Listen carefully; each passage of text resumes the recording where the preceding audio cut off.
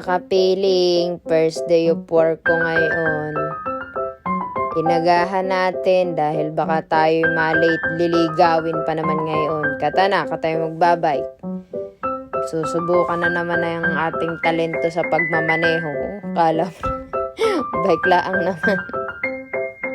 Ay, inagahan ko ngayon at syempre, di baga, daig ng maagap ang masipag. Huwag kalilimutan ha.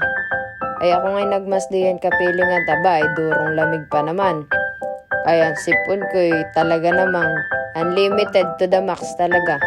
Kaya ako yung nagmas ay syempre para medyo mabawasan yung lamig na nasisinghot ko baga. Di lalo akong sinisipon pa, ganay yun.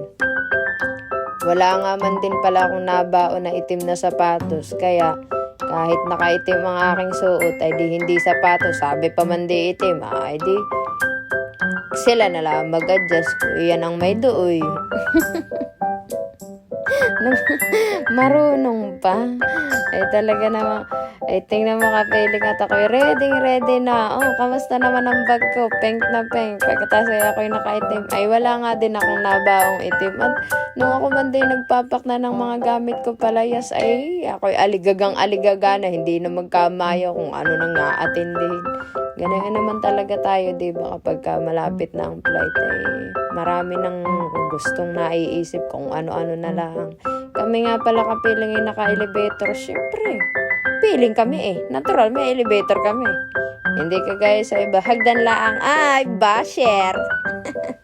Ay, hindi naman. Sinuwerte lang ng kaunti yung apartment namin. May elevator. Ay, di salamat naman. Uy, ang cute ng bata. Tingnan mo.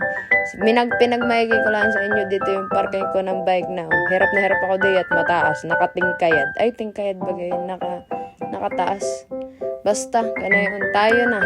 At sa mabilis na transition, ay pwede na ako sa aming tindahan. Gerinya Group, shout out! Ba, masarap ang pagkain di ang kapiling. Kanina eh, bundat na naman ako. May take out pa kapiling.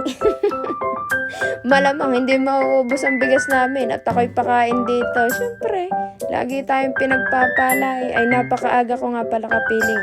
30 minutes before 12, bayan ako. O, diba? Nice!